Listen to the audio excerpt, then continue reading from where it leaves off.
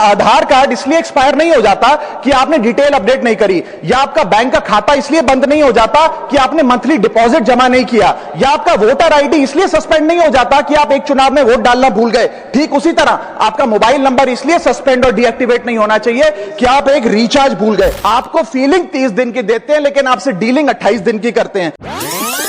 TRAI का data मैं बोल रहा हूं, टीआरएआई का डेटा बताता है कि भारत में 125 करोड़ मोबाइल फोन यूजर हैं, जिसमें से 90% प्रीपेड प्लान के यूजर हैं। सर, आज मैं प्रीपेड प्लान के जो मोबाइल यूजर्स हैं उनकी ओर से दो समस्याएं उठाना चाहता हूं। सर, पहली समस्या है कि रिचार्ज खत्म होने के बाद आउटगोइंग के साथ साथ इनकमिंग कॉल का भी बंद होना। सर, जब प्रीपेड प्लान एक्सपायर होता है या मोबाइल रिचार्ज की वैलिडिटी खत्म होती है तो आपकी आवाज बंद कर दी जाती है। फोन मेरा, सिम कार्ड मेरा, नंबर मेरा, तो सर रिचार्ज खत्म होने के बाद आउटगोइंग कॉल बंद होना समझ आता है, लेकिन इनकमिंग कॉल बंद होना सरासर मनमानी है। सर, हमारा मोबाइल नंबर आज हमारी डिजिटल पहचान बन चुका है।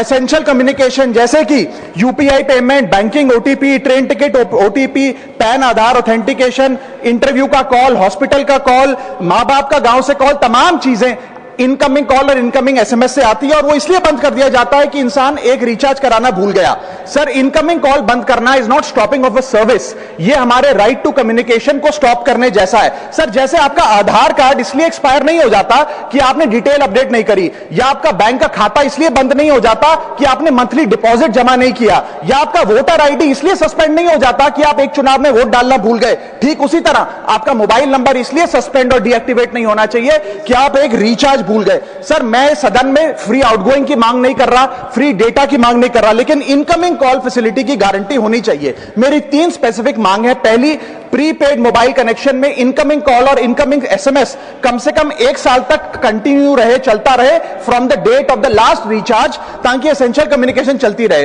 दूसरी, deactivation of the mobile number after 3 years. ऐसा ना हो कि आपका मोबाइल नंबर किसी को आपका मोबाइल नंबर बंद करके किसी और को अलॉट कर दिया जाए। कम से कम 3 साल का ग्रेस पीरियड देना चाहिए from the date of the last recharge. And third demand, mobile operator should introduce a low cost incoming only plan. वो लोग जो सिर्फ इनकमिंग के लिए फोन रखते हैं उनके लिए, जैसे कि 10 रुपए में 180 दिन की इनकमिंग कॉल की फैसिलिटी, इस प्रकार की स्कीम्स मोबाइल ऑपरेटर को लानी चाहिए।